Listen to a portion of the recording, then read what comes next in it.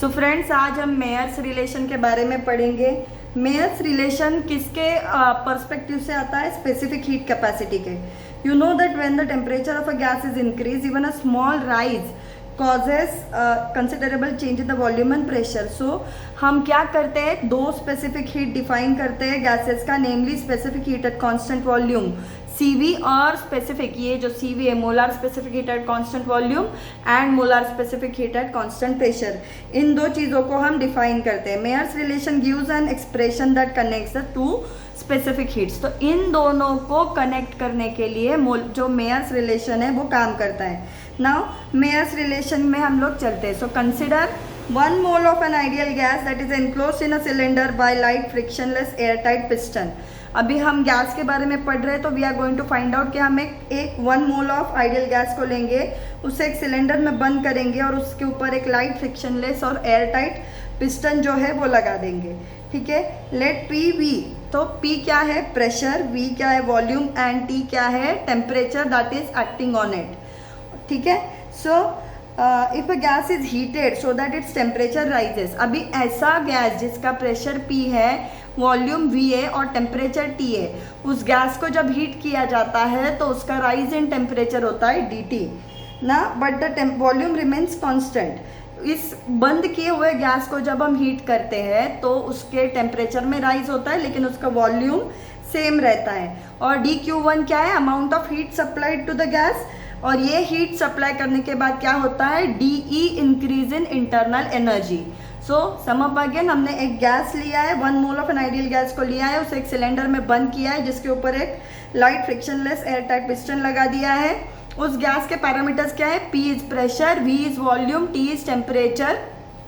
And उसको जब हमने हीट किया तो उसका टेम्परेचर राइज हुआ dt, और उसे हीट करते समय कितना हीट सप्लाई किया? dQ1।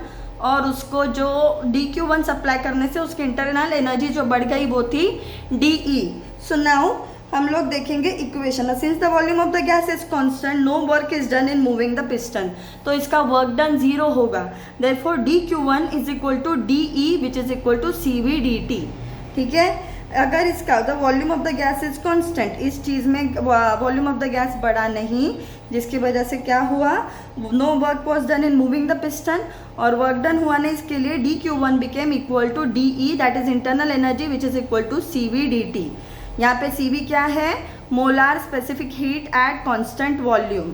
अभी हम देखेंगे on the other hand the gas is heated at the same temperature at a constant pressure. ऊपर वॉल्यूम कांस्टेंट था, वॉल्यूम बढ़ा नहीं। अभी इस कंडीशन में क्या होगा? वॉल्यूम जो है वो बढ़ेगा। कितना बढ़ेगा? dV से बढ़ेगा। So dV will be the increase in the volume of the gas जब हम उसे हीट करते हैं at same temperature and constant pressure.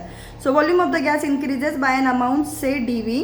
The amount of heat supplied to the gas is use to increase the internal energy. जितनी भी अभी volume बढ़ गया, इसका मतलब वर्क डन हुआ है। वर्क डन हुआ है मतलब work done will be equal to P into DV that is pressure multiplied by change in volume. तो अभी जो dQ2 का इक्वेशन है वो बदल जाएगा, that will be equal to, यहाँ पे क्या था? पहले कंडीशन में वॉल्यूम कांस्टेंट था, तो it was dQ1 was equal to DE which was equal to CV dt। लेकिन dQ2 का क्या बदलेगा? It will be equal to DE plus DW। DE क्या था? Change in internal energy, and DW क्या था? Work done, which will be equal to CP dt। अभी CP यहाँ पे क्या है? Molar specific heat at constant pressure. Substituting DE from 1, अभी हम यहाँ पे कुछ मैथमेटिकल कैलकुलेशंस करेंगे। सब्स्टिट्यूटिंग DE जो था from first equation, DE is equal to CV dt था, उसको यहाँ पे हमने सब्स्टिट्यूट कर दिया, तो ये इक्वेशन 2 में डालने पे क्या होगा? CP dt will be equal to CV dt plus DW। तो यहाँ पे जो DE is equal to CV dt था, उसको हमने इस DE की जगह पे डाल दिया, तो हमारा इक्वेशन बन गया CP dt is equal to CV dt plus DW। तो इसको हम यहाँ ले लेंगे, माइनस हो जाएगा CP dt minus CV dt which is equal to DW। अभी dt दोनों में कांस्टेंट है, तो उसको बाहर निकाल दिया and it became equal to CP minus CV is equal to DW। अभी हमने थोड़ी देर पहले DW is equal to PdV दिखाया था, तो इसको यहाँ पे सब्स्टिट्यूट करते हैं, DW is equal to PdV। अभी इस इक्वेशन में हम P की वैल्यू निकालने के लिए क्या करेंगे? Cp minus Cv upon into dt divided by dV करेंगे, ठीक है। अभी ये इक्वेशन हमें आगे लगेगी। फॉर 1 मोल ऑफ गैस अगर PV for 1 mole of gas PV is equal to RT है, PV is equal to RT है, तो चेंज इन वॉल्यूम के कंडीशन में PdV will be equal to RdT। अभी substituting value of P from 5, ये जो हमने P का वैल्यू इस इक्वेशन में निकाला था, will substitute it over here in this equation, और वो बनेगा Cp minus Cv upon dV into dV is equal to RdT। ये dV कट हो गया और क्या बचा, Cp minus Cv into dt is equal to RdT। अभी दोनों तरफ dt है तो वी कैन कट इट, बचेगा क्या, Cp minus Cv is equal to R। इस इक्वेशन को हम क्या कहते हैं, मेयर्स रिलेशन।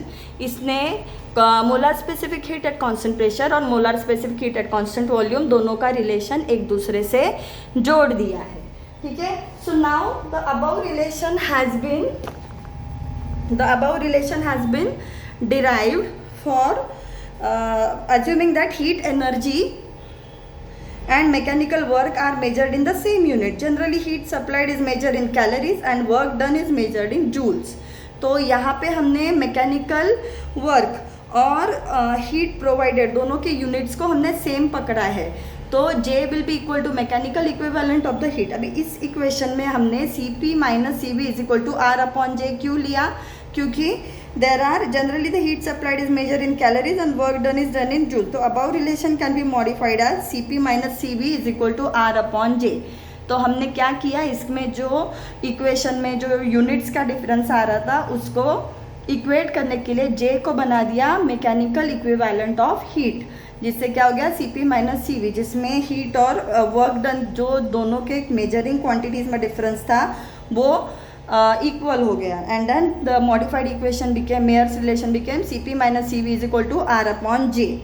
अभी Cp, अभी नेक्स्ट हम देखने वाले हैं Cp is equal to MOSP और Cv is equal to MOSV, where MO क्या है, MO is the molar mass, SP and SV क्या है, उस कंडीशन में कांस्टेंट प्रेशर पे स्पेसिफिक हीट SP है और कांस्टेंट प्रेशर पे कांस्टेंट वॉल्यूम पे स्पेसिफिक हीट SV है।